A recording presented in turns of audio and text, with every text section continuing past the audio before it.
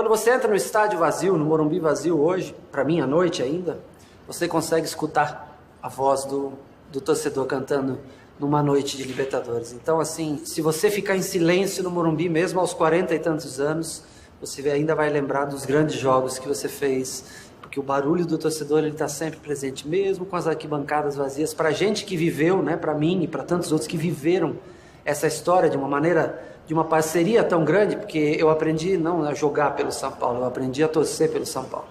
Então, esse barulho, a cada vez que eu entro no estádio, mesmo não podendo mais jogar, ele se faz presente comigo. O tricolor, tu és a paixão, o tricolor, tu és a alegria, o tricolor, tu és meu viver, o tricolor, eu amo você. Como eu te amo, tricolor, como eu te amo demais. No dia que tu não existir, eu não quero sorrir nunca mais. Salve o tricolor paulista, amado clube brasileiro. Tu és forte, tu és grande, dentre os grandes és o primeiro. Tu és forte, tu és grande, dentre os grandes és o primeiro. Ó tricolor.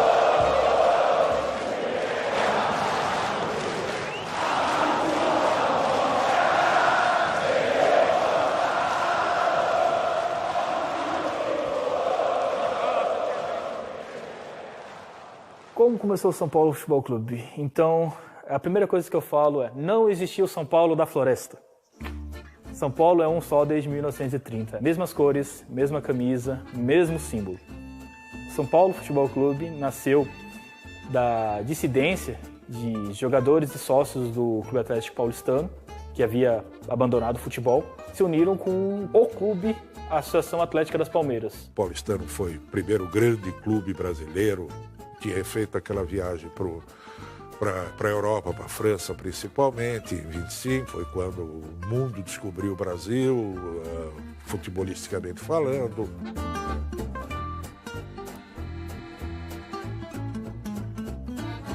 Quando o Clube Atlético Paulistano, que tinha um timaço de futebol, parou com as atividades que era contra o profissionalismo, contra uma série de coisas, muitos dos jogadores foram jogar no São Paulo. Fundou-se um São Paulo, que era uma mistura de estudantes, de gente da sociedade. O Paulistano tinha uma poderosa torcida e ele tinha vamos dizer, a elite de São Paulo, eles ainda tinham muito poder e tinham dinheiro, e o São Paulo nasce com isso. O São Paulo não foi um clube novo, não foi um clube que pediu o registro do nada. Na verdade, para a federação da época, o São Paulo era a continuação da Associação Atlética das Palmeiras. Só que o peso da união daqueles sócios do Paulistano, que tinha toda uma história de 11 vezes campeão paulista, com a Associação Atlética das Palmeiras, que tinha a Chácara da Floresta, foi tão significante e marcante que para sempre será essa data, 25 de janeiro de 1930. A sorte de São Paulo também é que o nome ajudou o São Paulo. São Paulo da Garoa, São Paulo Futebol Clube, São Paulo. O símbolo foi criado por um alemão, Walter Ostrich. Não sei se ele era uma espécie de designer da época, o termo exato, mas ele desenhou o escudo do São Paulo e a camisa nasceu o branco, comum aos dois clubes, o vermelho do Paulistano e o preto da Associação Atlética das Palmeiras. Tudo já é diferente no São Paulo, né? E eu pude perceber isso por conta do hino, da camisa. O símbolo não fica aqui, né, da camisa 1, as listras. O símbolo também não é redondo, né? É só um coração de 5 pontas. E esse time nasceu grande e favorito. Ganha o título de 31, tem um timaço e tal, Frederich, Luizinho, Araquém, mas aí se atira naquela aventura do Trocadeiro, que era um prédio muito caro no centro da cidade, e começam a fazer alguns desmandos, há um racha dentro do clube, o clube perde a capacidade de sobrevivência e fecha. Mas infelizmente esse São Paulo acabou. E um grupo de pobretões, mas de idealistas, né? Chefiados por Monsenhor Dr. Francisco Bastos, figura de destaque no clero, o Tenente Porfírio da Paz, o Dr. Frederico Antônio Germano Menze, Jaime Roso, Gumercindo Nascimento de Luca, Francisco Pereira Carneiro, todos homens pobres, mas idealistas, e queriam ressurgir o São Paulo Futebol Clube. O São Paulo que ressurgiu em 16 de dezembro de 1935, o que ele era? Ele era somente os seus sócios, os são paulinos mais aficionados, que não queriam deixar o São Paulo morrer. Porque o São Paulo não tinha mais nada. Eram os sócios e os símbolos. Era a fé que movia a sua torcida a comparecer, a torcer, a incentivar. Então criou-se esse slogan, que ele era o Clube da Fé. O São Paulo ficou conhecido como Clube da Fé por causa de um artigo do Tomás Mazzoni, em 1937. Vendo toda a dificuldade que o São Paulo passava e todos os esforços que toda a torcida e sócios faziam para manter o clube ativo, e foi nesse artigo que ele batizou o clube de Clube da Fé, porque só a fé movia as pessoas daquele jeito. A fé que tudo um dia ia dar certo. Salve o tricolor paulista, amado clube brasileiro. Então o São Paulo, em 1938, passou a jogar ali na Rua da Moca. Durante pouco tempo, porque em 1940 foi inaugurado o estádio do Pacaembu, e aí a Rua da Moca ficou pequena para qualquer jogo. O tricolor, clube bem amado, as tuas glórias vêm do passado. No dia da inauguração, estava lá o Getúlio. No instante em que o São Paulo entrou na pista do Pacaembu, a plateia começou a bater palma desesperadamente. E o doutor Getúlio Vargas perguntou ao doutor Adhemar de Barros, qual o nome desse clube? O doutor Adhemar disse, São Paulo Futebol Clube. É o mais querido da cidade. A turma que dizia, São Paulo, viva o São Paulo. Era um Viva São Paulo, que era uma resposta à ditadura. Daí, o clube mais querido da cidade. E nessa época, o São Paulo sempre quis fortalecer uma identidade de o verdadeiro clube brasileiro, o verdadeiro clube paulista. Porque os outros ou eram de colônias inglesas, espanholas, italianas. O verdadeiro clube paulistano, brasileiro naquela época era o São Paulo. E isso só veio a mudar depois com a nacionalização do São Paulo, quando chegou o Leônidas.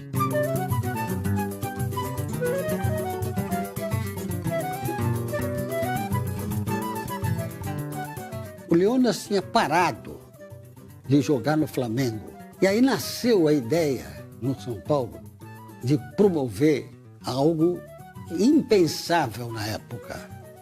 Porque custaria muito caro. Estava com problema de joelho, ninguém acreditava muito que ele tinha futuro, já estava meio veterano, ele já tinha lá chegando aos 30 anos. O Leônidas estava longe de ser um bonde, tinha sido um grande jogador, formado naquelas várzeas cariocas, formado ali São Cristóvão. No dia que ele chegou na estação Roosevelt, tinha milhares de pessoas lá.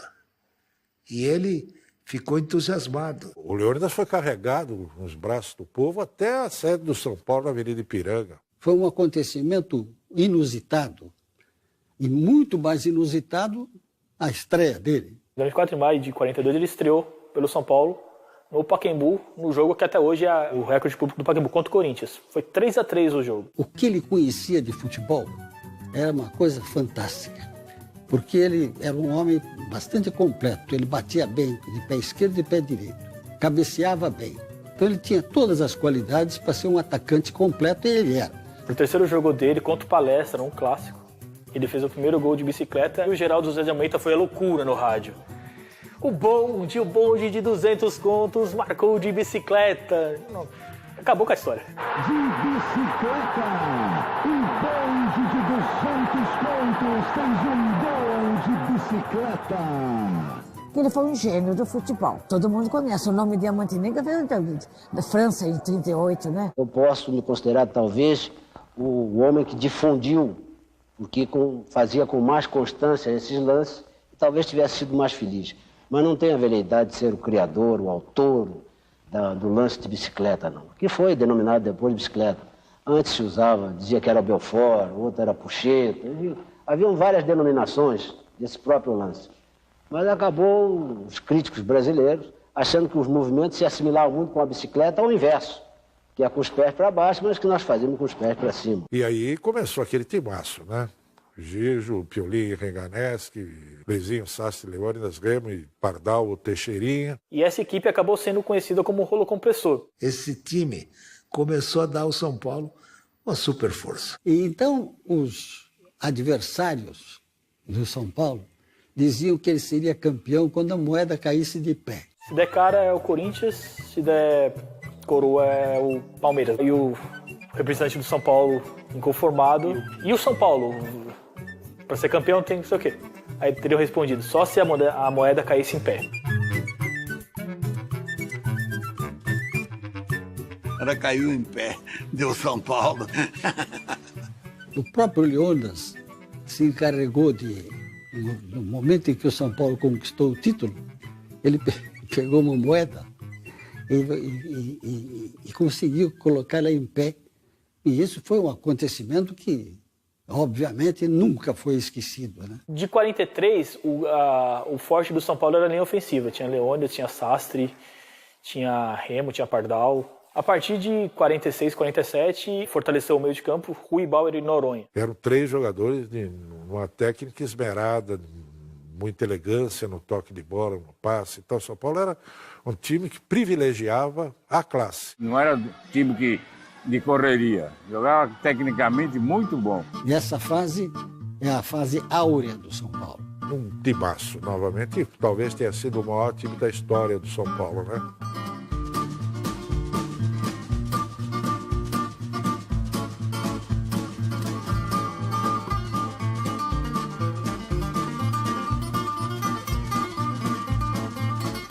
São Paulo não tinha estádio.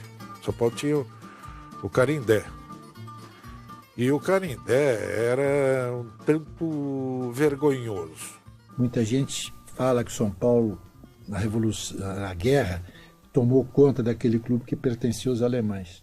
Não foi bem assim. A área toda pertencia ao senhor Ovanucci, que vendeu para o São Paulo Futebol. E era um campinho que cabia 5 mil pessoas, 10 mil pessoas no máximo. Que era mais um campo de treinamento. Eram 2 grandes times em São Paulo, Palmeiras e Corinthians, 2 estádios em São Paulo, né? O Parque Antártica e a Fazendinha. O São Paulo era o novo, né? Um belo dia, eu me dirigi ao presidente do São Paulo Futebol Clube e digo, escuta aqui, por que nós não construímos um estádio? Ele falou, por quê? Porque nós não temos dinheiro. E era verdade. Porém, eu disse a ele, mas o dinheiro tem que vir do sócio, do torcedor, porque se nós admitirmos a ideia da possibilidade de construir um estádio, você não tem a dúvida que tem milhares de São Paulinos que vão aderir. Muita gente pensa que a venda do Canindé foi o começo do Morumbi. A venda do Canindé serviu para pagar as dívidas do São Paulo Futebol Clube. E o Morumbi foi lançado praticamente sem dinheiro, com a venda de ideias. E nos anos 50 começa com Cícero Pompeu Toledo e tal, e a turma lá, a desenvolver o projeto do Morumbi.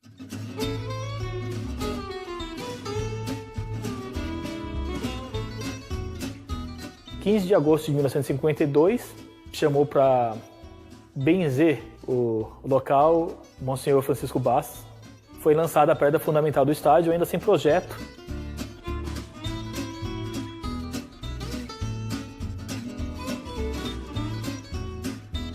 E é claro que para fazê-lo, havia que sacrificar alguma coisa. E o que se sacrificou foi o time de futebol. Além de futebol, o São Paulo começou a manter equipes de atletismo. Ademar Ferreira da Silva foi campeão de boxe com Éder Joffre, a família. Então ele foi ganhando dimensões de um clube poliesportivo.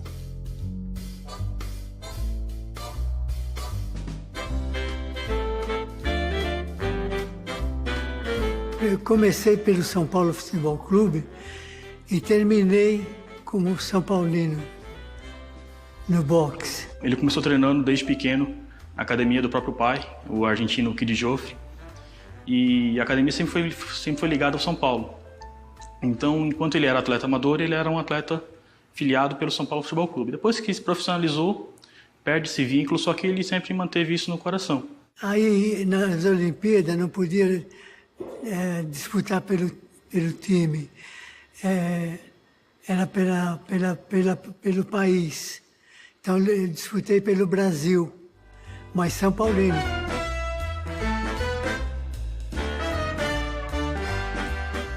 E aí que é um ponto que muito torcedor confunde.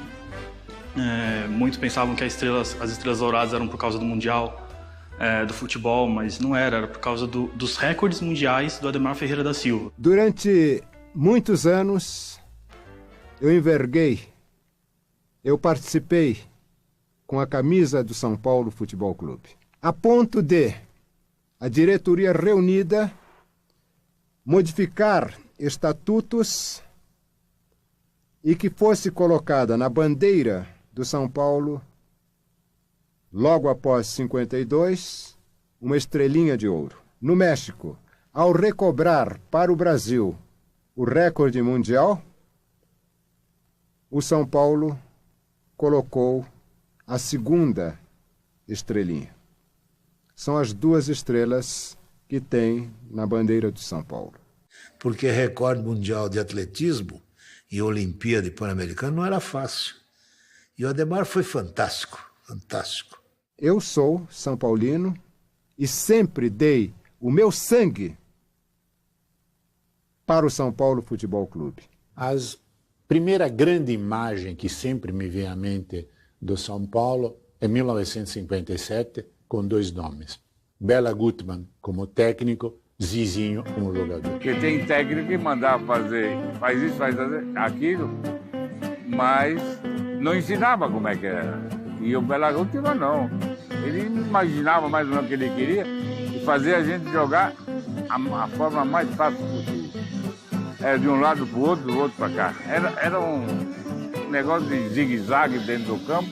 Para ver o Zizinho, você tem que calcular um cara que ninguém tira a bola dele, que passa perfeitamente, que cobra faltas maravilhosamente bem e com raça.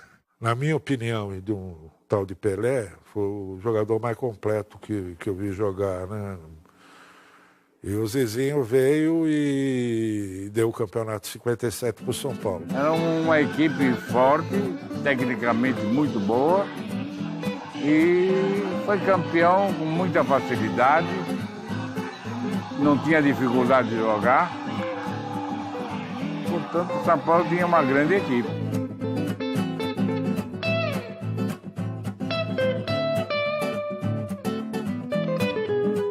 A história do canhoteiro no São Paulo é fantástica.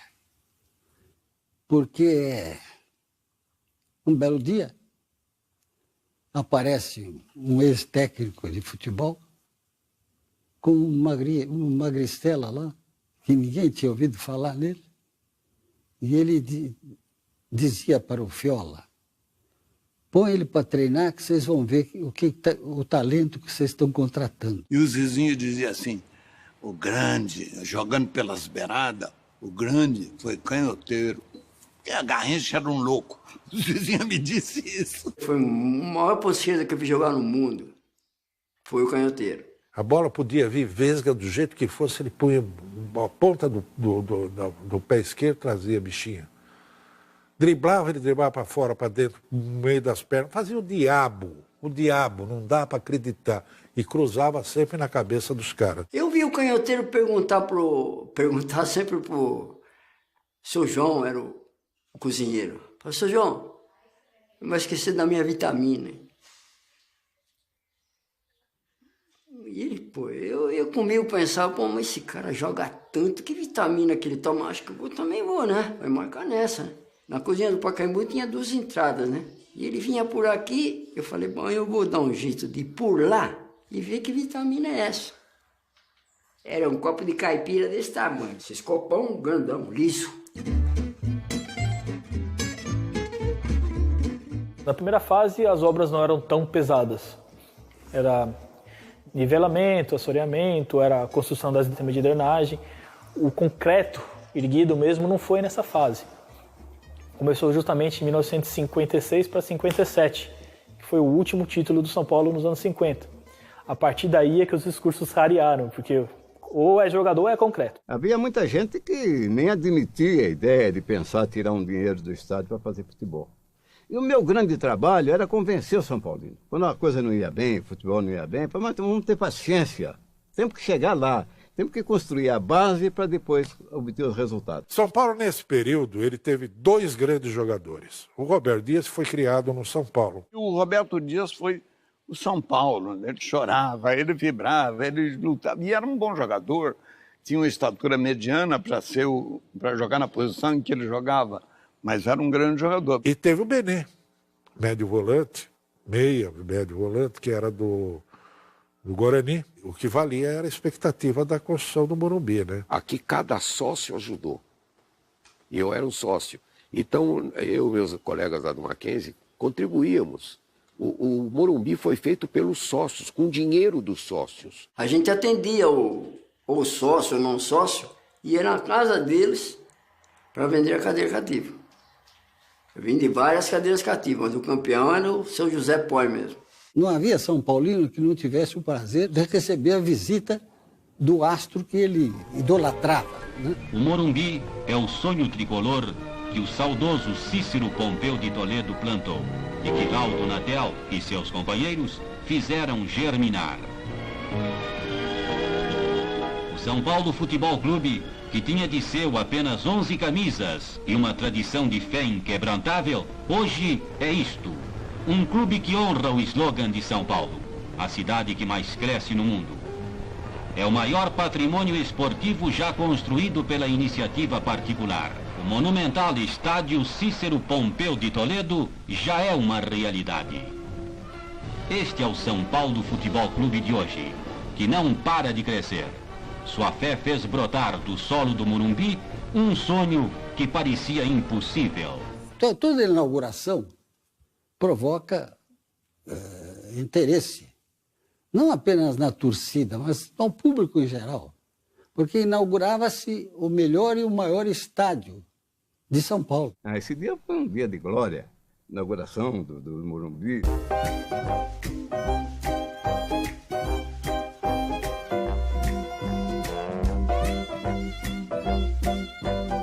Antes de eu fazer o primeiro gol no Morumbi, eu tinha assustado uma bola na trave já. Aí comigo, isso me lembro perfeitamente. Falei, hoje não é meu dia, mano.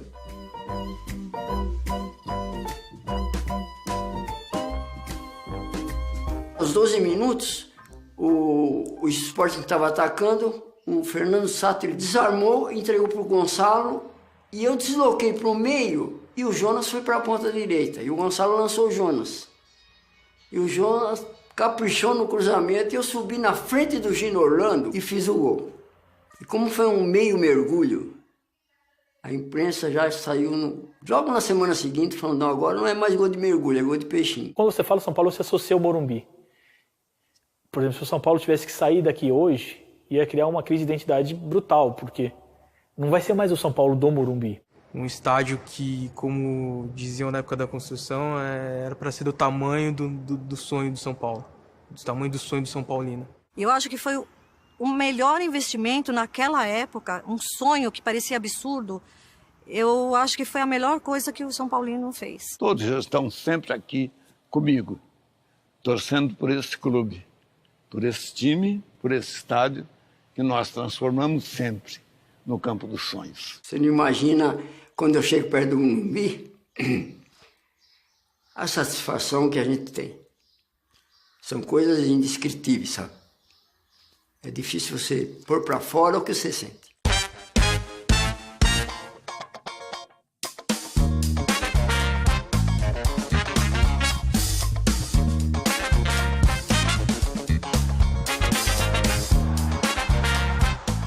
Porque quando eu cheguei aqui, o São Paulo fazia 13 anos que não era campeão. Mas eu não ligava. Aquela contenção de despesa, né? Que estava construindo o estádio, então não tinha uma equipe daquela boa mesmo. Naquela época se investia mais no estádio, né? Aí já começaram a investir no plantel, onde se formou equipes poderosas na década de 70. Então fui jogar com o Gerson, Pedro Rocha, Toninho. Nossa, minhas pernas tremiam.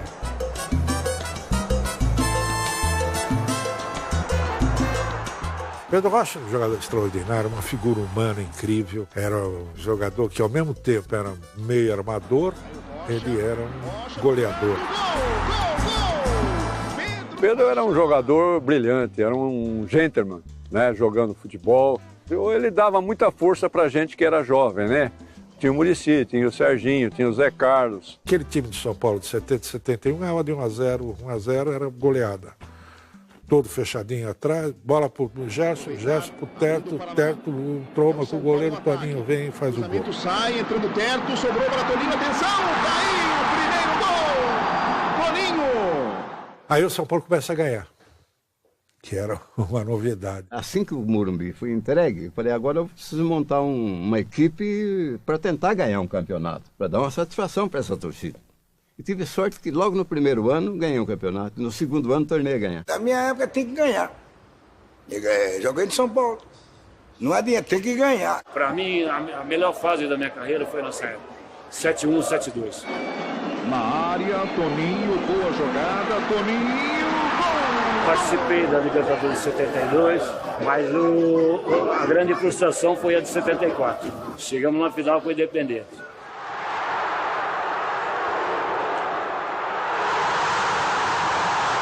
Ganhamos aqui em São Paulo, fomos a Buenos Aires, perdemos, e a Negra nós fomos para Santiago. Nunca o São Paulo chegou tão perto de um título da Libertadores e entregar o caneco para os argentinos perdendo um pênalti no final do jogo foi pior ainda.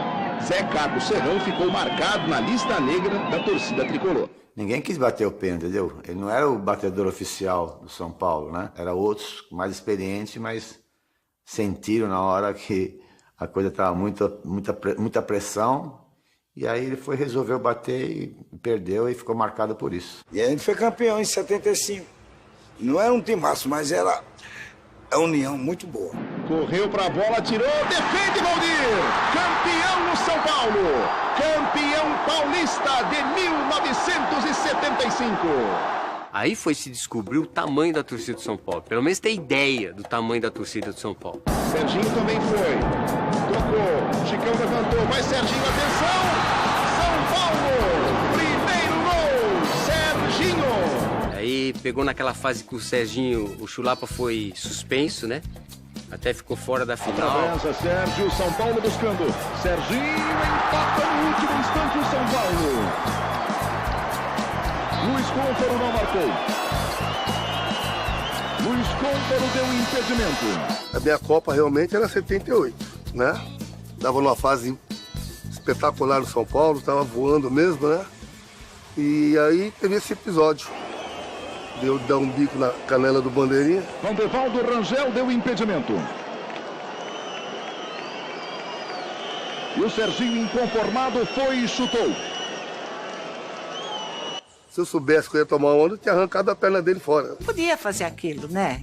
Não podia, né? Mas, enfim, ele perdia, ele tinha o sistema nervoso dele, né? Foi um biquinho de leve só. Fez aquele estardalhaço todo, tá entendendo? Mais um motivo, ali já também estava num bom momento, tomei 100 dias de gancho. Por causa daquele biquinho só, coisas pequenininhas. Negrão, foi calma, meu, putz, você é bravo demais. A Chulapa, mas era um cara, assim, era muito bom ele. Ele, ao mesmo tempo, era muito explosivo, mas ele era um cara bom, assim, em coração. Serginho Chulapa era um doce de pessoa, arteiro que só, né? Brigava lá no campo, mas quando vinha para conversar, ele era super amigo, né?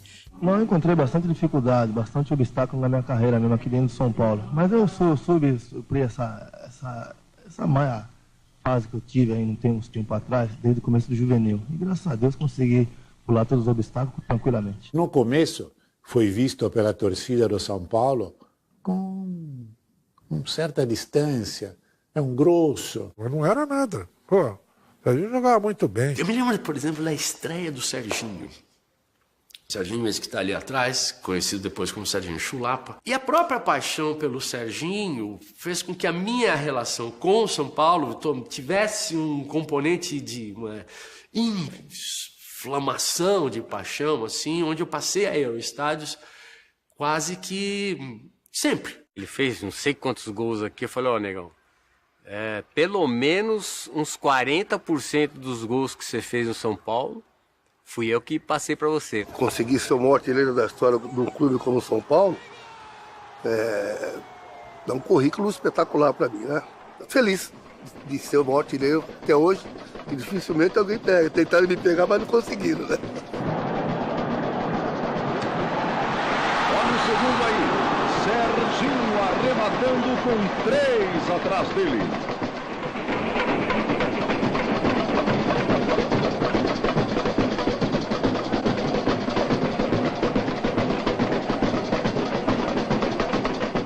A forma do campeonato era diferente. Era por grupos, classificava. Então, na hora H, o time funcionava. E nós sabíamos que o Atlético ia ser muito difícil. E nós fomos para lá com aquela dúvida, né? Jogava Reinaldo, jogava Serginho ficou, tá suspenso, aquela confusão toda. Aí domingo de manhã tocou o telefone, aí era um dirigente de São Paulo e falou, mas você tem que pegar o Chulapa, e trazer ele aqui para Belo Horizonte. Eu falei, você tá louco, essa hora, onde que eu vou encontrar o Chulapa? O Chulapa deve estar numa balada ainda, acho que lá era 9 horas da manhã. O Chulapa, eu não vou encontrar ele nunca, cara. O jogo era 4 horas. Ele me achou num bar lá na Casa Verde, já com passagem comprada, tudo. Falei, pô, você vai para Belo Horizonte, pô, fazer o que lá? Não, o Minelli quer armar um esquema lá. O que você tá fazendo aqui, moleque? Vim buscar você, meu. Os caras querem que eu te ponha no avião aí, você tem que ir para Belo Horizonte. Falei, é loucura, isso. E tava chovendo pra caramba, tava feio o tempo. Aí peguei um jatinho, sempre você vai? Falei, eu não. Aí eu fui sozinho, né? Mó medo, né? Uma chuva que tava lá também. Aí foi com uma estratégia do Minelli. Aí cheguei no Mineirão, entrei no vestiário, troquei de roupa, né? Comecei a fazer o aquecimento e o Minelli deixou a porta aberta. Era tudo uma encenação, porque não podia jogar. Aí o técnico do Atlético entra em pânico, manda chamar o Reinaldo. Diz, bom, se o Serginho vai jogar, eu jogo o Reinaldo também. E foi aqui só ameaça, né? Antes do jogo, os caras ameaçando o Reinaldo. E aí o São Paulo chegou com o Chulapa e falou, tá bom, se for o Reinaldo, eu ponho o Chulapa. Os dois eram artilheiros, né? Os dois eram os principais artilheiros.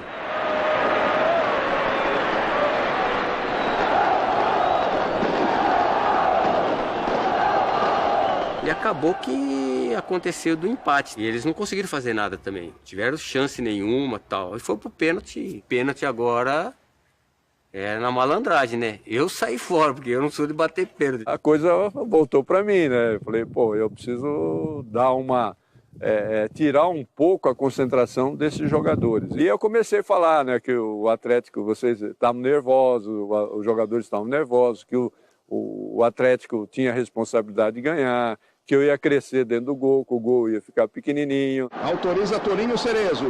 Inicia uma caminhada, bateu, errou, Toninho Cerezo.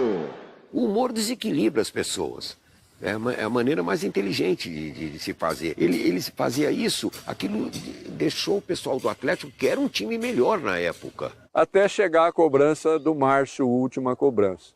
Aí eu cheguei e passei a mão nele, né? No bumbum dele. E ele olhou para mim assim e tal. Eu falei, esse já tá no papo. A torcida do São Paulo agora é para que o Atlético erre essa cobrança de pênalti. Zé Sérgio tá fazendo sinal para o Valdir, que a bola vem no canto direito dele. Atenção, partiu Márcio, errou! O São Paulo é campeão brasileiro de futebol de 1977. Vitória da raça, vitória da vida, vitória do São Paulo. Por isso é que São Paulo é o clube da fé. Quando, na verdade, ninguém esperava, o São Paulo consegue chegar até lá. Só uma coisa importante, Rubens Minelli, tricampeão seguido do Brasil. Nós tivemos realmente muita satisfação de ver o nosso trabalho coroado de êxito, porque o São Paulo, tido e havido e desacreditado quando nós iniciamos o trabalho, foi uma equipe que teve uma conduta regularíssima. O Minelli foi o treinador assim que começou no Brasil mudar o futebol brasileiro, o Minelli. Ou seja, foi na época o cara que eu mais aprendi no que diz respeito assim, a futebol tático, que antes não era tanto assim, né? Então ele começou a inovar. Na falha da zaga, o Valdir Pérez. Preparou, tocou, Serginho, gol! São Paulo tinha feito investimento, vários jogadores chegaram, né? E deu certo, né? Eu acho que tanto com 80 como 81 o time era fortíssimo. Pode levantar outra vez, essa é perigosa. De cabeça, Renato, gol! Boa bola para Mário Sérgio, lançou Everton, bateu, soltou o goleiro Serginho! Golaço do São Paulo! Era Renato, Paulo César, Dario Pereira, Oscar. Foi mais ou menos a base de 80, foi a base de 81. Oscar era um jogador que cabeceava muito bem, se posicionava, não era tão técnico, e o Dario já era muito mais técnico, sabia jogar. Então combinou muito bem o futebol dos dois e formou uma dupla de zaga mesmo excepcional. Um completava o outro. Na hora de sair pro jogo, saiu o Dario. Né? Na hora de segurar o jogo, o Oscar que comandava ali na defesa para segurar o jogo. O São Paulo, nessa época, nesses 10 anos, ou era campeão ou era vice, campeão ou vice. Então não tinha crise. Agora com perigo, bola perigosa lá na entrada da grande área, subiu Renato Sá ajeitou para Baltazar, dominou, golaço! Pena que não ganhou aquele campeonato, né? Era só as injustiças de finais, né? Só que o Grêmio também tinha um grande time, né? Enfim. E aí a gente acabou surpreendido um dia que a gente lembra até hoje, muito triste, porque estava lotado o Morumbi, só tinha São Paulino e era duro você sair, aquele silêncio, mundo triste. Isso foi uma frustração muito grande, porque a gente achava que aqui a gente ganhava e que ia ser campeão brasileiro aqui dentro do Morumbi. Agora à noite o estádio do Morumbi recebeu um público diferente. Pelo menos 30 mil pessoas, a maioria crianças e adolescentes, vieram para a estreia do Show de Menudo em São Paulo.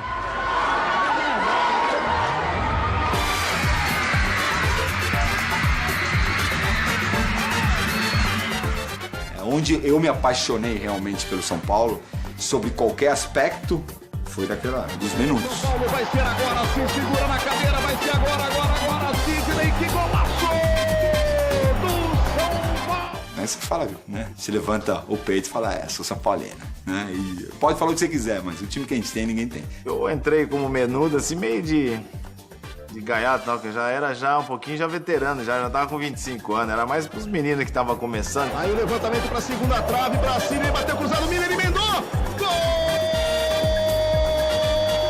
Acabou pegando os meninos, os Menudos do Cilinho, né, na época, que era o Cilinho como treinador, com a sua fantasia, com a sua criatividade monstruosa. Foi bom, porque os jovens da época começaram a olhar o São Paulo como um representante dessa juventude. Nelsinho pra Careca, opa, belo tiro, golaço de Careca!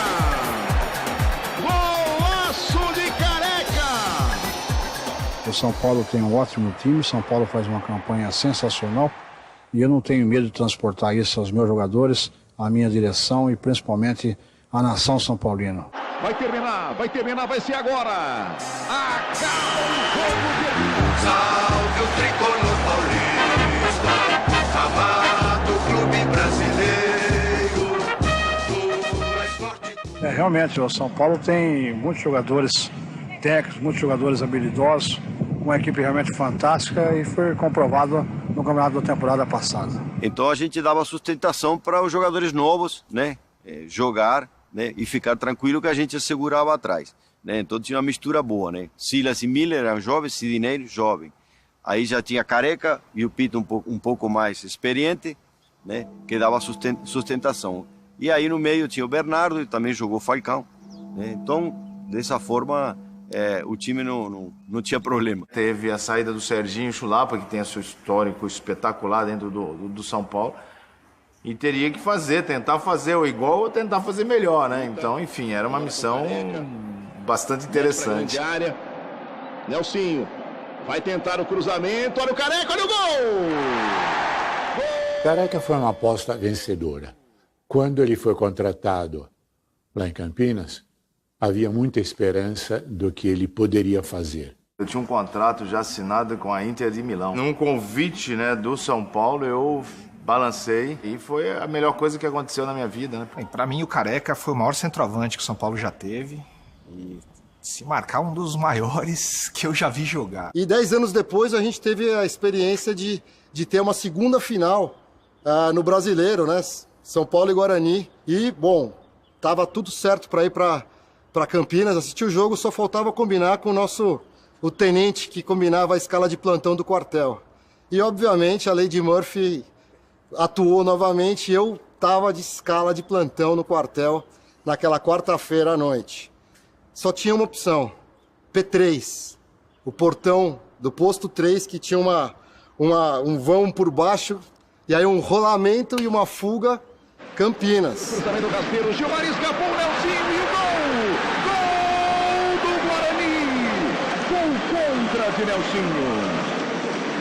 Pita na bola, Bernardo, gol do São Paulo! E a prorrogação foi mais fantástico, ainda mais louca, uma das, eu acho que de finais, acho que foi uma das mais importantes que eu vi, emoção do início ao fim. Foi sufocante porque a gente já teve que o jogo inteiro ouvir o hino do Guarani tocando no Brinco de Ouro da Princesa.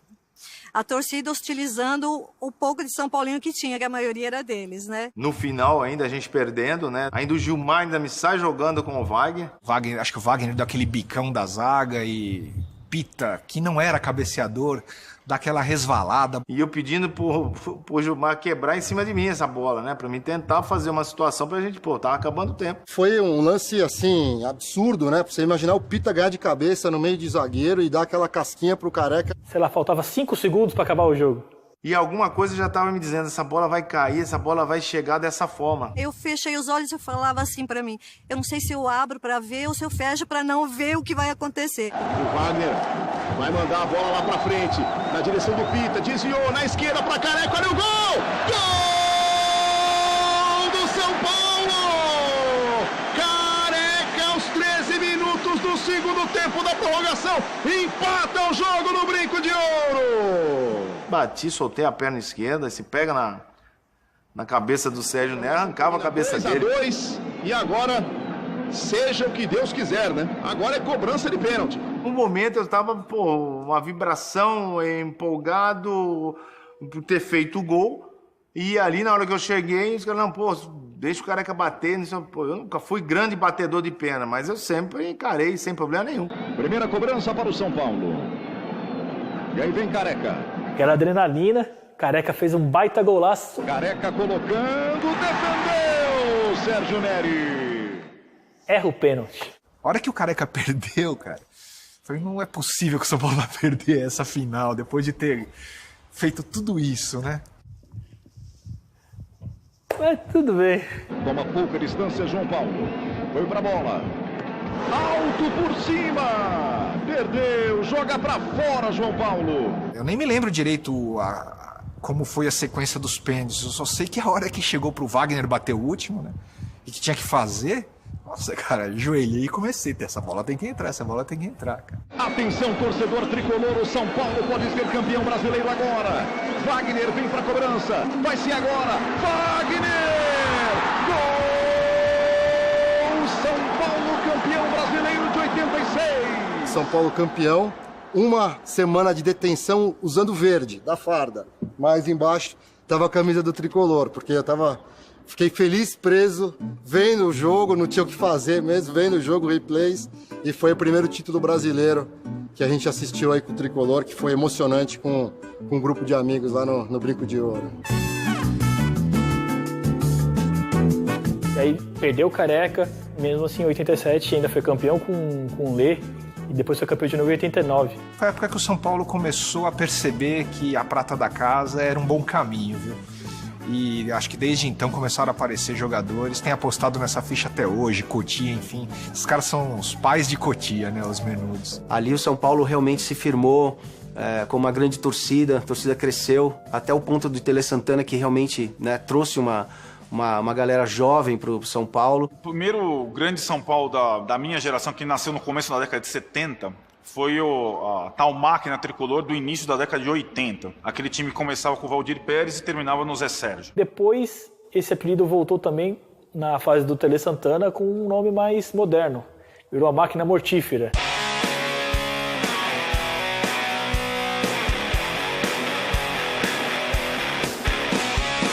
Chegou no final daquele Campeonato Brasileiro de 90, debaixo de muita desconfiança. Havia muita rejeição ao Tele, não só no São Paulo, mas na maioria dos clubes brasileiros, pela pecha de pé frio. E para você apagar essa história, né, ou essa lenda, né, do pé frio, você tem que ser campeão. Dentro, o Bernardo subiu, na trave, olha a sobra, Miller furou, Tilico! Gol!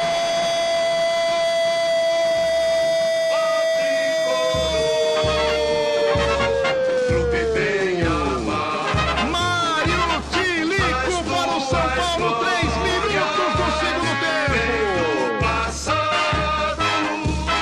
É um título importante. Eu já tive outros títulos como jogador, como técnico, mas esse foi, eu diria, só especial, porque era o único estado que eu não tinha conseguido ganhar um título ainda, era São Paulo. Ali apareceu um time espetacular. Uma cena que é inesquecível, a gente no vestiário, eu, o Miller, não sei o que, a gente subiu no muro, assim, e a torcida invadiu, e os jogadores todos em cima lá do muro, cantando o hino junto com a torcida, assim, foi uma coisa inesquecível, assim. Foi a segunda conquista do São Paulo no ano. Foi campeão brasileiro e campeão paulista. E a comemoração começou aqui no vestiário, regada a água. Tá faltando um título mundial agora pro São Paulo? Faz tempo, né? São Paulo já conquistou tudo aqui dentro, tem que pensar maior. Tele Santana, pra mim, eu lembro muito dessa imagem de ser um cara que tá sempre na beira do gramado, que se não contenta muito ficar no banco de reservas e pensando no jogo, e jogando junto.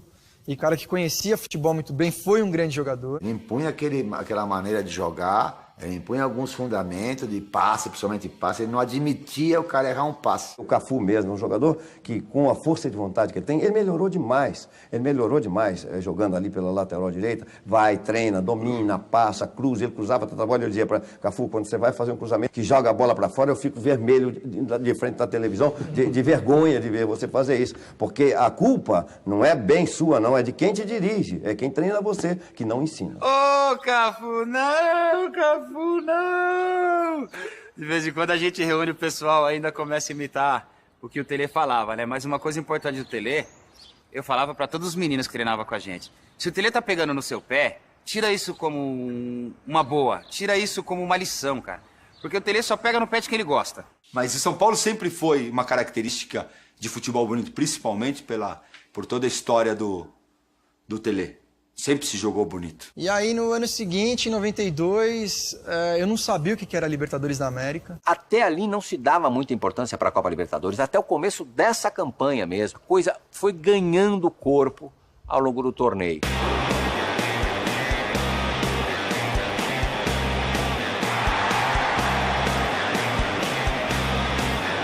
Convenceram o Tele começou a dar mais importância para a competição, foi avançando as fases.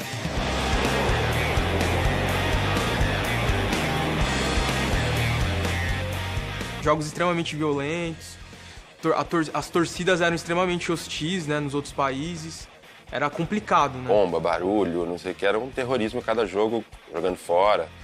E os outros países sul-americanos davam muita importância e apelavam mesmo, literalmente apelavam para ganhar de qualquer forma. Então eu acho que aquilo provocou a gente, assim, se a gente quiser ganhar algo mais, ter uma projeção maior do que a nacional, a gente vai ter que aprender a lidar com isso. Eu tinha certeza que a gente ia ganhar. Mais de 100 mil pessoas, 105 mil pessoas aqui no estádio, 15, 20 mil do lado de fora. Foi, acho que, o momento mais emocionante que eu presenciei, assim, enquanto movimento de uma torcida durante um jogo. O time do São Paulo era, uma máquina. E a bola não entrava. Teve que entrar o Macedo aí pra sofrer aquele pênalti. Lá vem o São Paulo, cruzamento de Adilson, Balinha com a bola para Macedo, derrubado na área, pênalti! Pênalti para o São Paulo. Foi um dos momentos mais fortes da minha carreira, com certeza, da vida, né? E responsabilidade de bater o pênalti faltando poucos minutos no final da Libertadores, em casa. E o São Paulo era um título inédito. São Paulo, 1-0 aproxima o time do Projeto Tóquio. Lá vem Raí, bateu. Quando eu parei que o Raí bateu, eu já olhei. Quando eu vi o goleiro dando um passo pra cá, que a bola foi saindo, eu falei, nossa, vai entrar. Gol! Quando a gente vai pro pênalti, eu falei, eu quero bater o pênalti. Não sei se é o primeiro, o último, pode me pôr aí. Eu falei pro senhor Tele, pode me colocar que eu quero bater o pênalti. Fabrício na bola, pé esquerdo na trave. Aí decisão por pênaltis, os argentinos do Newell's perdem, o Ronaldão perde. A vez é no zagueirão Ronaldão, ele bate pé esquerdo na bola, defendeu o goleiro. Aí o Gamboa, que tinha mais cara de argentino do Newell's, era cabeludo e tal, vai bater o último pênalti, canto esquerdo ali do Zete. Zete é chance de título para o São Paulo, vem o Gamboa. O Gamboa, ele bateu mesmo meia altura no canto esquerdo. Boa no canto esquerdo, Zete! São Paulo, campeão da Libertadores da América! O gol do título da Libertadores era eu. E eu não perdoo o Zete até hoje por causa disso. Pô, eu ia fazer o gol do pênalti. Mas aí já não vi mais nada. Já começou aquela invasão dentro de campo. Parecia que as pessoas, elas brotavam no gramado. A gente estava lá em cima na arquibancada, um olhou para a cara do outro. A gente desceu pelo placar e caímos aqui na geral e invadimos o campo. Imagina o São Paulo com toda a história, com a grandeza do São Paulo. Você ganhar o primeiro título da Libertadores. Vão ganhar a terceira, quarta, quinta, décima, vão ganhar. Mas a primeira Libertadores, eu ganhei. Nós ganhamos. E isso, de uma certa forma, traz também uma tensão. Né? Você vai para o Japão, você é um jogo, né? É um jogo só. Você não sabe quando você vai ter a oportunidade de jogar de novo. Zetão, a gente tem que fazer alguma coisa diferente, cara. Pelo menos para assustar os caras, né? Alguma coisa, o cara vai achar eu tomo louco, alguma coisa assim. Estava vendo o jornal e observei que os jogadores do futebol americano, né? Todos eles tinham uma pasta, né? Embaixo do olho. Eu não sabia que era tinta, né? Que você passava. Aquele lápis que passa no olho, né, das mulheres. Se eu pedir para a esposa do seu Fernando que ela me emprestasse. Ela falou, eu tenho um lápis, tem um pouquinho. Eu falei, não, dá tudo para mim. Dá tudo, eu vou do outro para a senhora, mas me dá tudo. E eu comecei a pintar aqui assim no espelho, cara. Eu comecei a pintar e ficou daquele jeito. Ficou mais feio ainda, né? E o Zete também. Eu passei o lápis de olho, eu pintado, pô, também quero, né? Passou lá. Mas ficou a marca de time de guerreiro. Começa o jogo. Barcelona com perigo, encosta Dilson, gol! Foi assustador pra gente, falando, nossa, vem vindo uma carreta sem freio aqui pra cima da gente. 1 para o Barcelona, 0 para o São Paulo. Boa bola do Palinha pro Miller, vamos na velocidade, vai pra grande área. E deu aquele corte, e o cara passou direto e cruzou pro Raí. Bom lance, Miller, bom lance, olha o gol! Gol!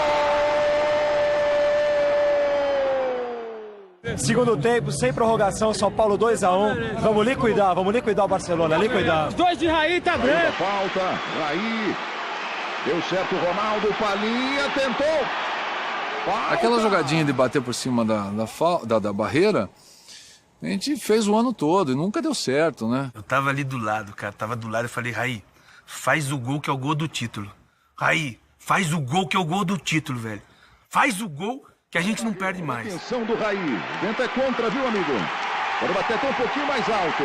Olha o Raí. Gol! Vendo a imagem dela entrando assim, acho que vem de 2 anos de trabalho, né, tudo que significava. Né? Tem a questão do Tele, as Copas do Mundo que ele merecia e não ganhou. O sacrifício de cada um ali foi uma convicção muito grande, assim, que 2 anos de sacrifício valeu a pena e essa turma merece. E aí, a hora do gol, eu falei, acabou, somos campeão. Até o sol saiu naquele minuto. Eu trabalhava de garçom na churrascaria, na minha terrinha, Atalaia. Eu ali na bandeja, servia a mesa. Quando o Raí fez aquele gol de falta, a bandeja voou da comemoração. Os clientes molhou, os clientes todos. E eu fui mandado embora do serviço por causa dessa comemoração.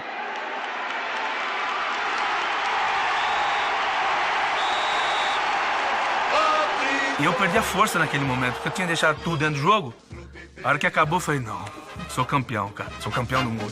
As tuas glórias vêm do passado, ó tricolor, clube bem amado. As tuas glórias vêm do passado, são teus guias brasileiros que te amam eternamente. De São Paulo. A volta ficou mais especial ainda, né? Você ser campeão do mundo e jogar segundo jogo da final contra o Palmeiras. E todo mundo achou que o São Paulo ia voltar cansado, que o Palmeiras ia ganhar fácil e a gente acabou sendo campeão. Se você torcer pro São Paulo era uma grande moleza, né? De fato era, né? 92, 93 foi uma época mágica. E eu lembro dessa sensação, assim, da gente chegar no estádio como se fosse dar um espetáculo e não jogar uma partida de futebol. A final, o primeiro jogo contra a Universidade Católica, na minha opinião, a maior exibição do São Paulo de todos os tempos. Pra mim, acho que foi o maior jogo que eu vi em loco no estádio, foi esse jogo. Meu, teve de tudo, cara. Teve gol de cobertura do Miller, teve o Gilmar driblando todo mundo e fazendo gol aqui, o Palinha chutando bola na trave, o Miller de cobertura, o Zete pegando 50 bolas seguidas ali no gol do fundo ali. O Zete faz uma sequência de defesas incrível. 4 defesas sensacionais. Eu nunca vi um São Paulo tão perfeito, tão tranquilo em uma final de competição como foi aquela, mas muito tranquilo. Quando o juiz apita o final do jogo, um adversário me cumprimenta e fala assim, olha, é impossível, é um fenômeno, esse time é um fenômeno, é impossível. Então isso mostra a grandeza do adversário, né? Se sente tão impotente para até cumprimentar, né? Como se fosse ele um dos espectadores ali que estavam também curtindo o que a gente estava fazendo. Mas esse jogo, cara, o quarto gol do São Paulo, pra mim, foi... Aquele lance, pra mim, eu falei, meu, esse cara não é daqui, né, meu? Não é possível, o cara faz um gol de peito numa final de Libertadores. Fora tudo que ele já tinha feito, né? 2 gols em Mundial, 3 gols contra o Corinthians no Paulista, 3 gols com o Palmeiras no Paulista. E ali eu vi que o Raí realmente era... Assim, acho que pra mim, cara, o maior que eu vi. E aí a gente começou a entender que a nossa responsabilidade também era maior. Muitos jogadores do nosso time começaram a ter ofertas que a gente nunca sonhou na vida. O Raí se despediu aqui num 6-1 contra o Santos. E foi um jogo memorável, né? Acho que tava todo mundo inspirado ainda e até que saiu uma jogada no lindo gol que deixa a bola passar entre as pernas, enganando o zagueiro. E aí fechou com chave de ouro essa passagem. A gente sempre fica emocionado depois de passar tantas felicidades aqui, viver um ambiente tão gostoso como a gente vive. Com certeza eu vou ficar emocionado. Sei que vou sentir muita falta disso ainda lá, mas pretendo voltar, com certeza eu quero voltar. E era mais do que o craque, né? Ele era o capitão do time, era a maior referência que a gente tinha de São Paulo era o Raí, né? O Raí de 91, ainda no início da era Tele, ele não era ainda um jogador espetacular, líder e tudo mais. Ele era um jogador que não participava na tomada de bola, como era o Sócrates também, quando chegou na seleção. Então, o Raí entendeu perfeitamente e hoje é um jogador que luta, que briga pela posse da bola. O perfeccionismo dele e a busca dessa perfeição incansável é algo que não tem como você passar impune ou imune a isso não mexer com você, mexer com a sua vida de uma certa forma, né?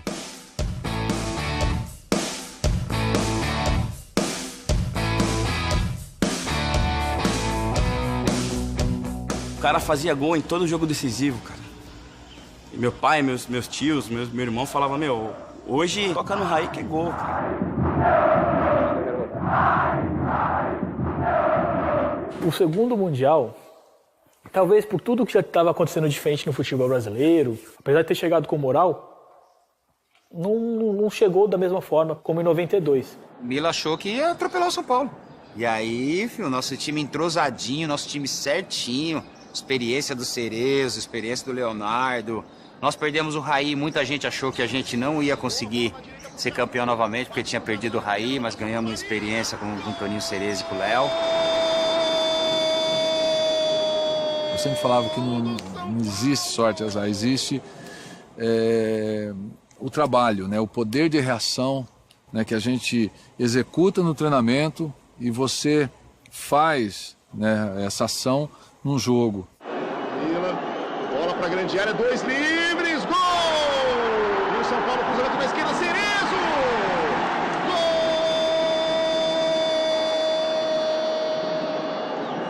Gol! Olha o desvio e o gol do Milan! A gente sabia que para fazer mais um era muito difícil, porque faltava poucos minutos para terminar o jogo. Mas aí me veio o santo calcanhar do Miller, né? E aí com 40 e tralalá, o Cerezo, com quase 40 e tralalá, faz um lançamento incrível A jogada começou com o Leonardo ali, um drible esperto no meio campo, deu no Cerezo, o Cerezo pro Miller. Cerezo, grande bola pro Miller, saiu o goleiro, ela vai entrar!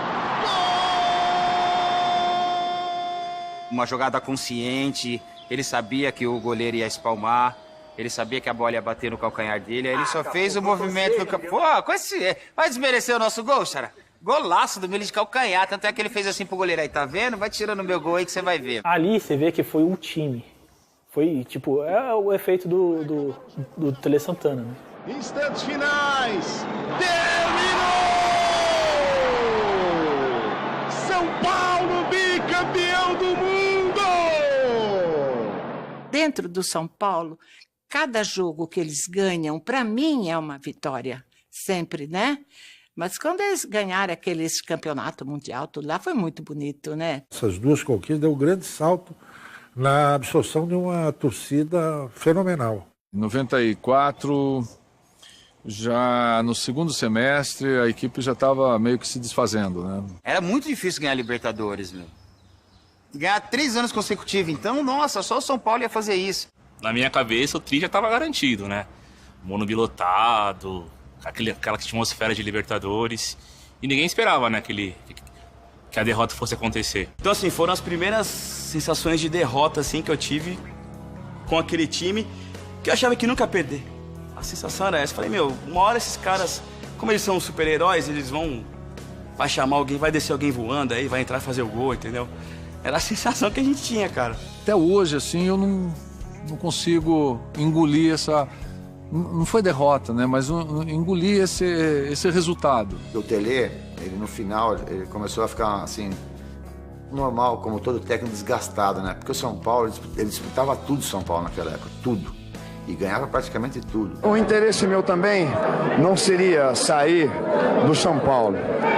O que eu estou precisando, eu acho que é justo, é um maior descanso. É a única coisa que eu estou precisando. E como eu fui jogador dele, né, do Tele, e eu estava na base, e ele falou, tá, vamos tentar o Muricy. Aí ele começou a me trazer lá, e aí ele saía um pouco assim de férias, e eu ficava tomando conta do profissional e dos juniores ao mesmo tempo. Até que ele gostou e falou, agora você vai ficar aqui. Aí tive que sair da base e fiquei só com ele. Primeiro que é um time que, assim, visto em agosto de 94, não poderia não encher os olhos de ninguém.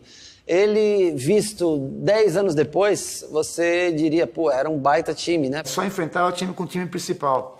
E sempre na molecada, sempre na alegria, sempre, sabe, deixando os caras fazer o que eles gostavam, que era jogar bem, correr, porque tinha muita saúde, o time tinha muita saúde, né? E aí foi dando certo, foi tomando corpo, né? Foi o título mais importante, entre aspas, da minha carreira, porque foi a partir dali que as pessoas começaram a ver a possibilidade de existir um goleiro que pudesse jogar no São Paulo. Em 96 eu lembro que o Zé sai e o Rogério ainda tinha aquela coisa de, pô, a gente não sabe direito quem ele é e tal. Então foi sofrido demais. Essa sensação de um início de declínio, que foi mesmo. São Paulo começou a ter um declínio, começaram a sair esses jogadores. Era evidente que ele estava acabando, se imaginava que o Tele pudesse promover aquela reformulação. Mas eu já também acompanhando bem o Tele, sentia que a energia dele já não era a mesma, então o futuro de São Paulo era um tanto quanto sombrio. Eu que cheguei aqui para ficar 2, 3 meses, estou há 5 anos.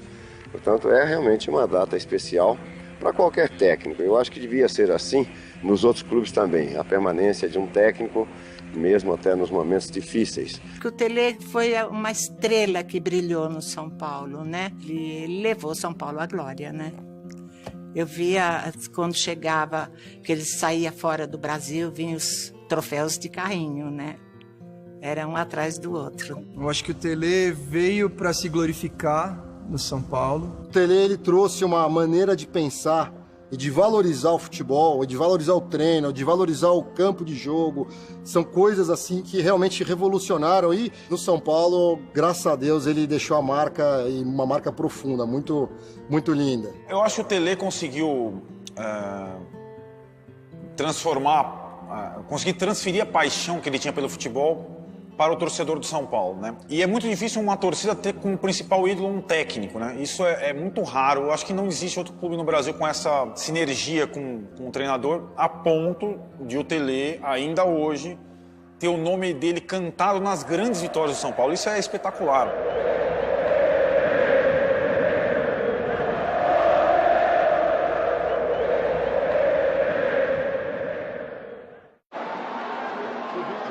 Veio o cruzamento com desvio, subiu França, tocou, Raí!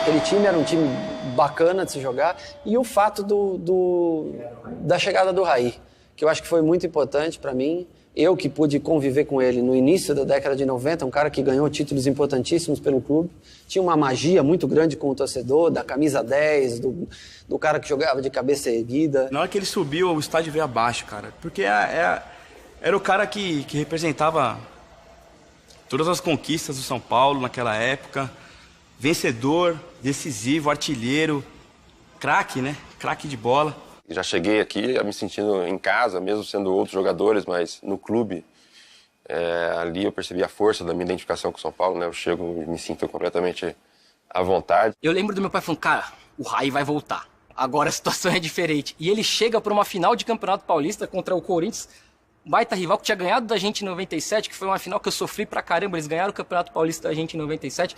E o Raí chega e faz o gol do segundo jogo da final, faz o primeiro gol de cabeça no começo do jogo. Esse cara é Deus. Ele foi um ano...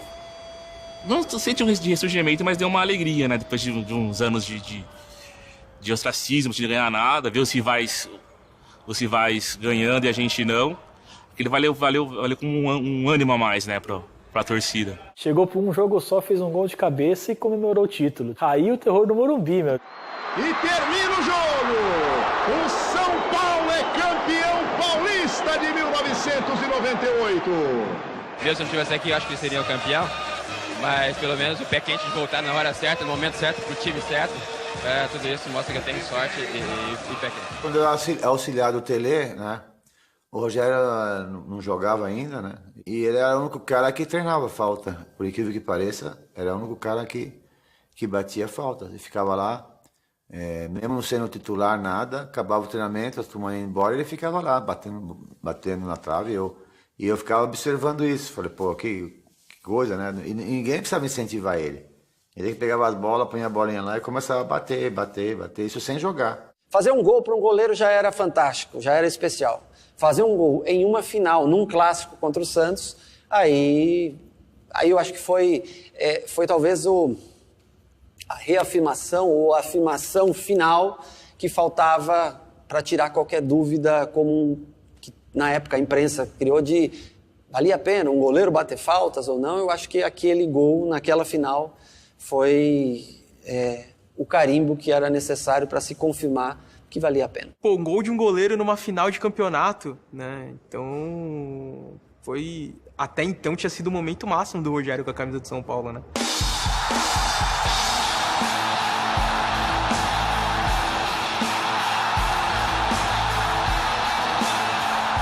Tive a oportunidade de entrar e mostrei que eu tenho condições, por isso que eu tô aqui. Mas o principal é ajudar o São Paulo a ser campeão. E qual a sensação de conquistar esse título inédito, Kaká? A alegria é muito grande, né? De conquistar um título que o São Paulo não tem. Fico feliz de poder ajudar. 2000 foi o jogo que surgiu o Kaká, né? O Kaká foi apresentado ao mundo. Na última Copa São Paulo que ele disputou, ele foi reserva. Ele era centroavante, foi reserva. Absurdo, coisa dela. Aí ele começou a aparecer mais no time de base, foi lançado no time titular com meia. O Kaká foi importante por, primeiramente, valorizar a produção interna do São Paulo, que continuava investindo em base, sempre crescendo. O Campeonato Estadual foi perdendo força. O torcedor de São Paulo, viciado em Libertadores, queria isso ou brasileiro. Menos que isso não importava. São Paulo só voltou para a Libertadores em 2004. Que não era essa festa do Caqui. Era campeão e vice no máximo, ou campeão brasileiro e campeão da Copa do Brasil. Depois de 10 anos a gente voltou para a Libertadores e São Paulino tem esse negócio com a Libertadores. São Paulo estava precisando de Libertadores. O torcedor São Paulino estava sedento de Libertadores. Mas houve aquela fatídica semifinal contra o Once Caldas. Foi frustrante porque nós massacramos o Once Caldas aqui no Morumbi e não conseguimos sair do 0-0. Começamos, né, excelente e terminamos de uma maneira que a gente não merecia terminar. Nós acabamos no último minuto ali, sofrendo os 46, 45, 46, uma linha de impedimento que até hoje eu tenho dúvida se estava ou não. Pode parecer exagero, cara, mas eu queria morrer. Eu queria morrer. Aquilo pra mim foi a sensação de morte. Eu queria me enterrar num buraco e sair dali só quando o São Paulo ganhasse outra Libertadores, sabe? Porque você fica ali incrédulo. Você fala, não é possível que no último lance da semifinal da Libertadores a gente foi eliminado, cara. Eu mal conseguia falar. Não consegui olhar na cara das pessoas de tão triste, de tão mal que eu fiquei. Apesar de ter feito muitos gols, eu não tinha conseguido conquistar o tão sonhado título da Libertadores. Apesar da esperança, você sentia mais firmeza, eu sentia mais firmeza no time, mas eu não achava que a gente ganharia em 2005.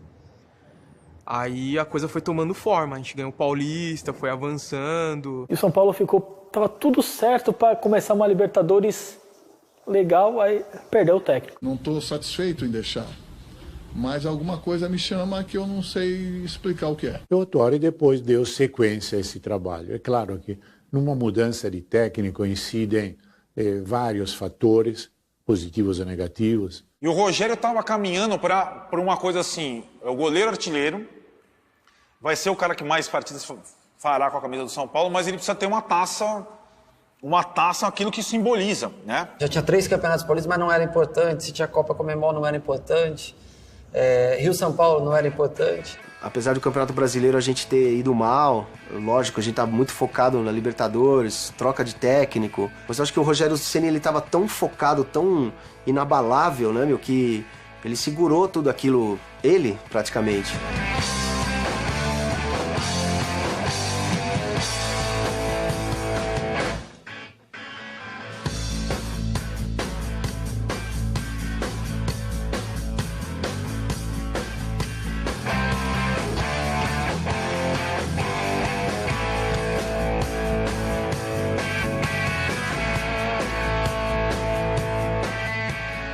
Aquele grupo, um grupo muito bacana, mesmo com a perda do grafite naquela competição, a chegada do Amoroso em cima da hora para os jogos semifinais. E aí aquele time começa a ganhar forma, começa a ganhar cancha. Trabalhei na semifinal contra o River Plate em Buenos Aires.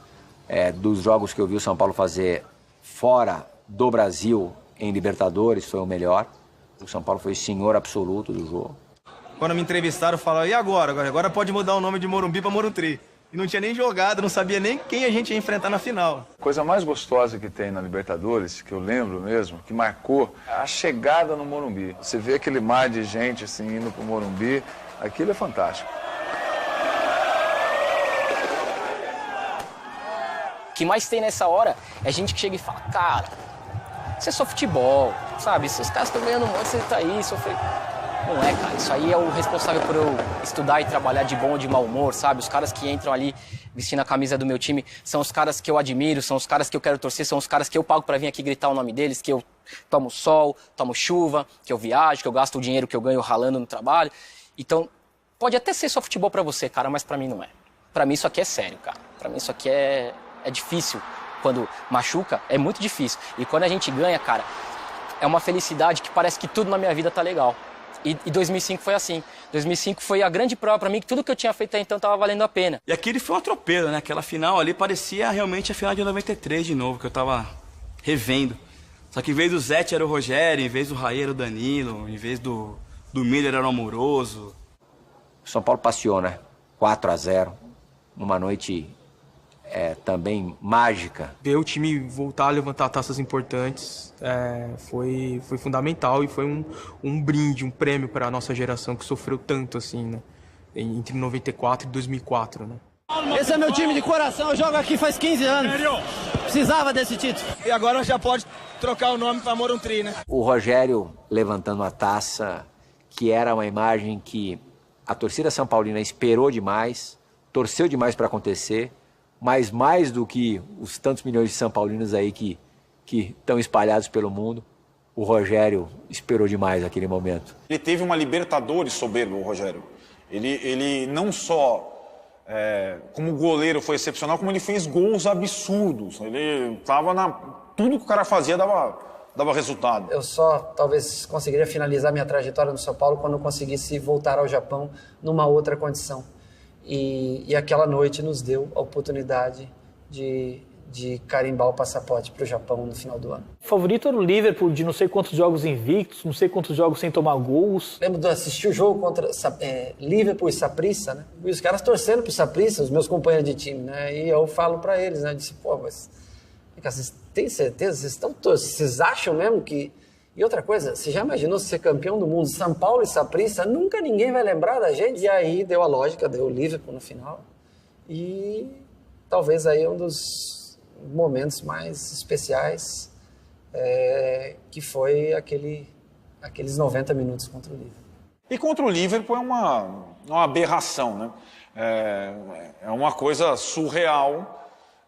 Acho que eu nunca vi um time brasileiro ser tão massacrado e ganhar um jogo. Já vi time brasileiro ser massacrado e perder jogo. Aquele jogo e aquele gol faz parte de uma obra, vamos colocar assim, não falo de arte, mas uma obra técnica, né? Não me gavando, mas quando ela bate aqui, parece cola Superbone.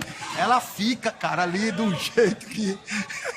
O Fabão lançou ela numa força tão grande, quando ela bateu, ela começou, não dava pra fazer o pivô. Aí eu escutei o Mineirinho passando e gritando. Aí eu dei aquele alá Ronaldinho do Paraguai, porque só eles, Ronaldinho Gaúcho, Zico, pra dar um passe daquele, porque eu já tentei 1000 vezes e não consegui. Eu tive a sorte de aparecer ali, talvez foi a única chance daquele jogo, clara de gol.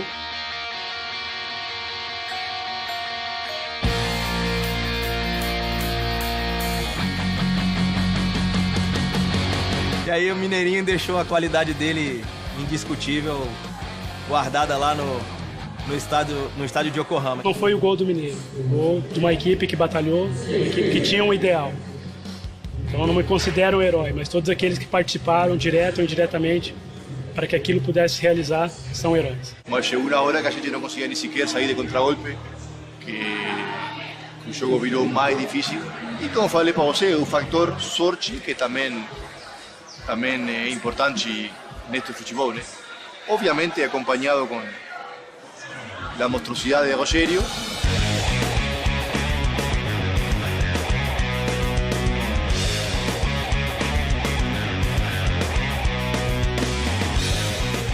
Algumas atuações dele, como a do final do Mundial, aquilo é suficiente para o cara entrar para a história do time, certo? Aquela defesa da falta é impressionante. O Liverpool poderia estar chutando bola até agora, que o Rogério tá pegando tudo. Ele tava abençoado ali, era um negócio fora de série. Ele segurou o 0 do placar pra gente. E agora em 2005 contra o Liverpool, o São Paulo é tricampeão do mundo.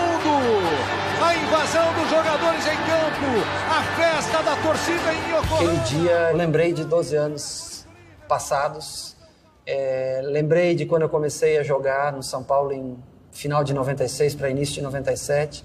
Eu consegui viver 2 gerações distintas, de épocas totalmente diferentes, onde apenas eu sobrevivi de uma geração para outra, mas pude repetir o feito. E isso se tornou muito especial para mim. Conquistou o mundo pelo São Paulo, ele conseguiu, ele deu a volta por cima e dedicou aquele título para todos os São Paulinos. Aquilo lá, nada vai apagar.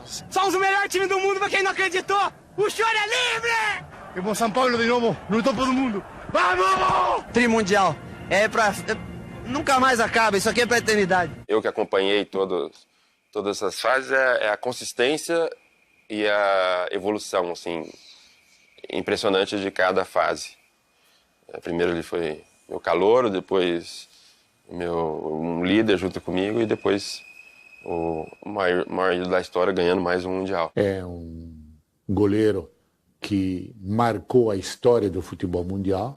Nunca nenhum goleiro marcou tantos gols como ele, e é, na minha opinião, o próprio símbolo do São Paulo dessa última fase. Rogério Ceni pela meia esquerda, autorizado, partiu, pé direito, bateu, é gol! O gol 100 ficará para sempre. Daqui a mais 100 anos, daqui a 90 e tantos anos, quando se completar 200 anos da história, com todo respeito ao adversário, mas esse gol será lembrado. Algumas coisas na vida ficam para sempre, e esse gol ele vai ficar para todo e qualquer São Paulino, da idade que for, da época que for, esse gol será lembrado. Não tem como você falar de São Paulo e não falar do Rogério, e falar do Rogério e não falar de São Paulo. E o amor da torcida por ele, acho que reflete tudo que ele fez pelo clube, né? Falar que ele é o maior ídolo da história é um pouco complicado, porque passaram tantos outros nomes pelo São Paulo, assim, tão importantes quanto ele, né? Leônidas, Canhoteiro, Pedro Rocha, Dário Pereira, Raí, mas o Rogério tá nesse voo, assim, nesses grandes nomes, e para muitos é o maior. A vantagem é de que o cara está há muito tempo no clube, é isso, ou seja, ele se preocupa muito mais com o clube do que com ele, às vezes, né? O Rogério é mais ou menos assim, e eu também, porque a gente foi criado aí, então a gente tem a outra maneira de ver de todos que estão lá. E eu dizia, puta, mas não é possível, cara, eu vou passar minha história aqui, campeão da Libertadores, campeão do mundo, campeão paulista, campeão Rio-São Paulo, campeão Conmebol, e não vou ganhar um campeonato brasileiro. E aí se tornou uma obsessão, mas com um começo muito difícil, com a derrota da Libertadores seguinte, de 2006, a final. Ser torcedor é essa montanha-russa aí, cara. Ser torcedor é isso. 2006 doeu um pouco mesmo, doeu muito, mas um pouco menos, porque o São Paulo foi grande do começo ao fim naquela Libertadores. E o Inter também. E foi uma final digna de dois times ali que mereciam levantar aquela taça. Até hoje não tem um dia pior que aquele, porque tava tudo na mão, a gente tava tudo encaixadinho. Um jogo de final não se pode errar. Errei, passei. O gol também que nós tomamos tava tudo encaixado, tava os nossos melhores cabeceadores, tava as melhores defesas, o nosso time era muito alto. Foi o pior dia, porque aquele time tinha tudo para ser campeão da Libertadores, que era um time muito forte.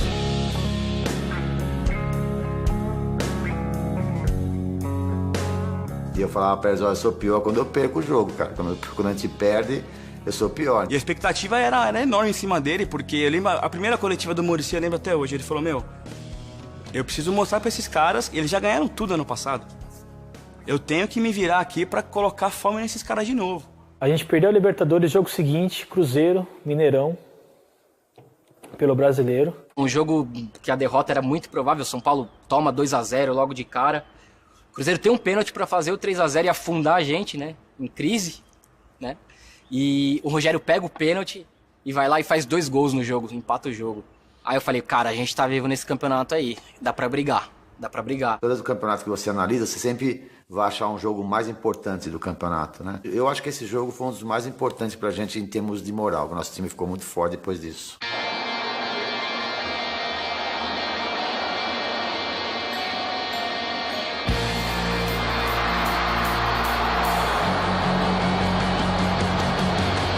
Aquele título primeiro de 2006, foi muito importante.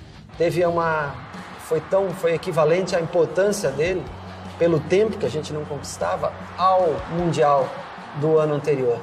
E eu acho que foi a extensão, porque foi Paulista, Libertadores, Mundial e Brasileiro num espaço de um ano. Um momento em que a convergência entre o que gosta o torcedor do São Paulo e o que mostrava o time aconteceu na plenitude. Bicampeão brasileiro com 4 rodadas de antecipação, fato que não voltou a ocorrer. E o São Paulo conseguiu fazer times que iam se reciclando, mas sempre com essa característica. Daqui é trabalho e tem que ralar a bunda no chão para ganhar jogos.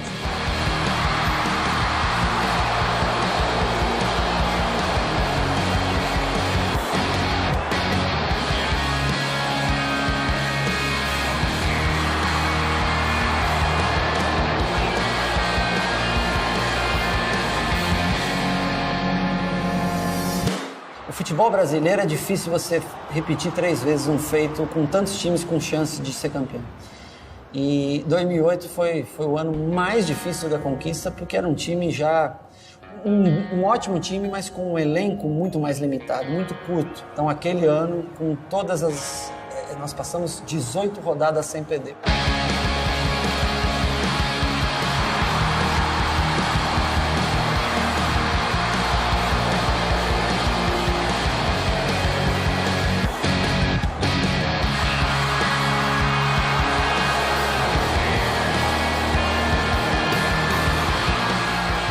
Do campeonato ninguém falava do São Paulo, todo mundo já tinha colocado ele de lado. E esse é o grande problema, amigo, é descuidar. O que vai ser lembrado é a alma que esse time deixou, a entrega desse time. E outra coisa, tricampeonato. Ninguém, cara, ninguém tinha conseguido até hoje. O título de 2008 marca muito o que é o São Paulo na sua história, que é o clube da fé, de superação. Tá 11 rodadas atrás, todo mundo dando a gente como morto. E o Muricy conseguir daquele elenco que era o mais limitado de todos, dentre os que já tinham ganhado títulos importantes desde 2005, foi um negócio incrível. Ser campeão do mundo, ser campeão da Libertadores, claro, é completamente possível. É difícil, mas possível. Ser tricampeão brasileiro, ao menos até nos dias de hoje, é única e exclusivamente para o torcedor são paulino. É o único tricampeão brasileiro e nunca jamais, na forma em que é jogado o Campeonato Brasileiro, nunca ninguém será. Chega a emocionar um pouco.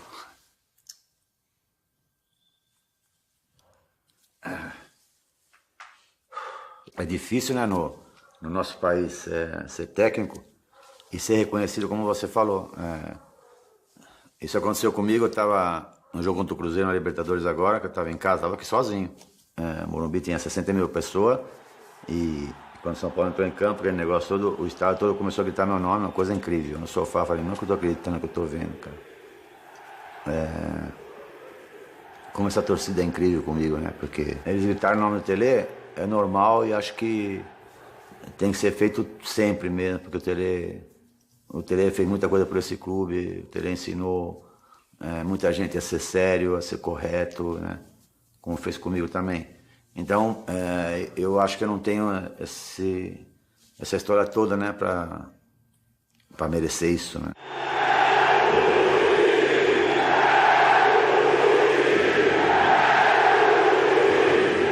Eu fico muito feliz, primeiro, por ele, por ter tido a oportunidade de ser campeão pelo São Paulo como atleta e retornar ao clube e ter o carinho esse laço que se criou com o torcedor são paulino. É um ídolo.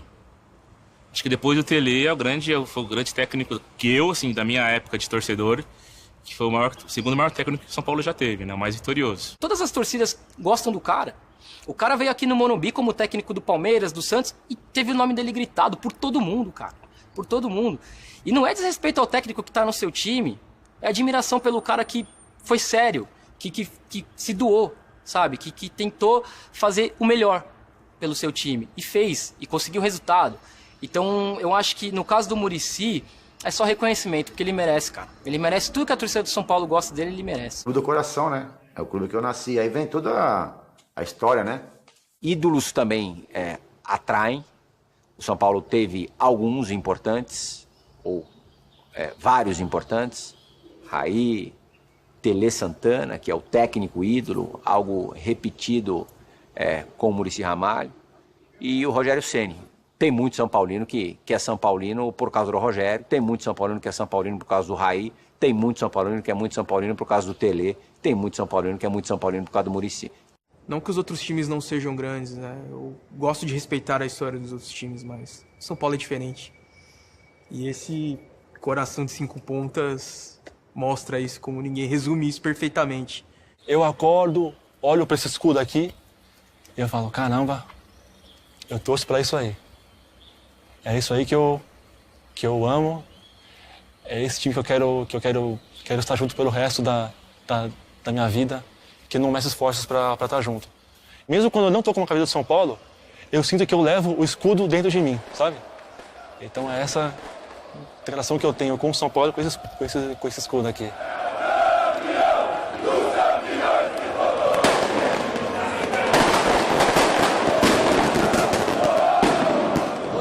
Seja o primeiro título, seja o último da carreira, mas nós viemos aqui para ser campeão. Olha os sonhos que a gente carrega, não só dos 60 mil caras, 70 mil que estão ali. O meu sonho de 20 anos atrás de ser campeão, vocês também carregam, e eu também carrego. Nada no mundo que pague o sentimento de subir esse túnel. Só sobe esse túnel os poucos que têm capacidade de subir, principalmente quando veste essa camisa. Com Deus, vivo, pra vitória.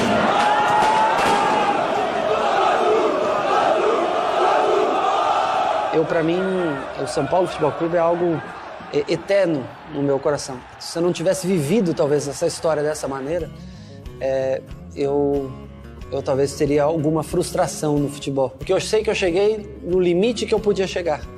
E sei que eu cheguei no lugar onde eu queria chegar. Eu não cheguei jogando futebol, que é um desejo de todo garoto.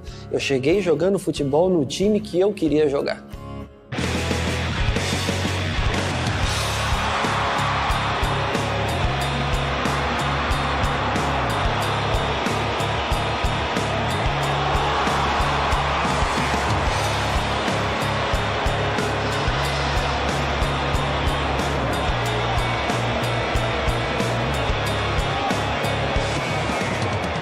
Quando eu saio do Morumbi, eu não imagino que eu possa voltar outra vez. Então eu vivo muito intensamente aqui dentro do São Paulo. Isso para mim é parte da minha vida, como eu ter que me alimentar, como eu ter que respirar. Isso para mim, cada vez que eu venho, me enche de orgulho, sem dúvida nenhuma. Me enche de emoção também. Mas é como se fosse a primeira vez de algo muito especial. São Paulo significa tudo. E como cultura, família, que eu vivi praticamente a minha vida aqui dentro, né? E me orientou em tudo. Então a gente, tudo que é hoje, que hoje vocês estão restituindo a gente também, tudo isso a gente deve agradecer ao São Paulo. Isso aqui para mim foi o começo, foi o meio, e hoje nós estamos aqui falando desse glorioso que tanto me ajudou. Então eu sou muito grato, eu tenho um carinho e respeito muito grande pelo São Paulo Futebol Clube, por tudo que ele me deu.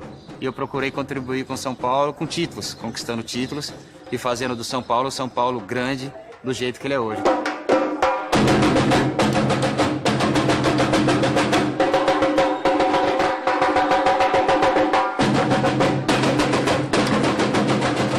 A minha vida pessoal, profissional, foi construída mesmo com muito orgulho no São Paulo, né? E eu defendo essas cores sempre.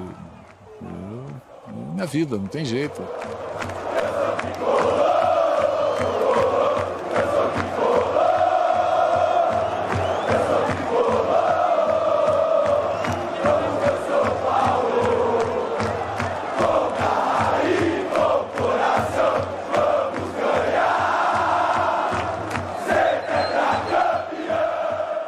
Tem uma magia que isso aí não dá para explicar. Quer dizer, a minha relação com o São Paulo é carinho, identidade, não sei o quê. E a torcida é que dá a magia em tudo isso. São Paulo, meu amor, meu amigo, não abro, estou contigo, sou torcedor do tricolor. A massa São Paulina é mente muito fina, que torce na chuva ou sol, do futebol, do Patropi, só mais é o tricolor do Morumbi. É um orgulho, além da paixão. Tipo, às vezes o orgulho está acima da paixão, não sei te dizer. Mas é aquilo que, tipo, admiração, você sempre viu como algo diferente. Então, é aquilo, você admira do mesmo jeito que você torce. Depois foi tri, e a multidão perplexa grita, vai ser hexa. Aqui vive o amor dentro do São Paulo Futebol Clube. Eu falo assim que, eu não sei, viver sem o São Paulo, para mim vai ser muito difícil. Porque é como se eu sou o São Paulo, eu não sou torcedor, eu sou o São Paulo Futebol Clube. A história do São Paulo, para mim, é bastante conhecida, porque joguei lá, trabalhei lá, fui diretor lá e fui presidente. Então, praticamente eu vivi a vida São Paulina, como eles falam. A minha geração é uma geração muito privilegiada, né, do São Paulo Futebol Clube. Porque, desde 77, quando conseguimos o primeiro título brasileiro de expressão realmente, né, foi hexacampeão brasileiro, tri-libertadores, tri-mundial, e eu vi tudo de perto, né, isso, eu acompanhei tudo de perto, né, que outro torcedor, né, numa relação com o seu time tem todo esse privilégio. Eu costumo brincar que eu sou São Paulo desde que nasci. Eu nasci com pele branca, olho preto, cabelo vermelho. Sendo São Paulino, mais uma vez, o que eu acho que tem de diferente é porque ele é o melhor, entendeu? É muito melhor. É ser São Paulino, ser paulista, paulistano. Para mim, o São Paulo é tudo isso. São Paulo, já diz tudo. É onde que eu vivo, é onde que eu moro. Então, ser São Paulino, para mim, é tudo. A minha maneira de ser paulistano, de agradecer a São Paulo, é ser São Paulino. Porque isso aqui tem as 3 cores desse estádio. Não se esqueçam nunca. São Paulo é São Paulo. O amor pelo clube, ele é eterno e inteiro. Ele é algo que não se desfaz. A minha história com esse clube, ela será levada até o fim da minha vida. Ô tricolor, clube bem amado, é a paixão. Amado clube brasileiro, tu és forte, tu és grande, dentre os grandes é e sempre será o primeiro.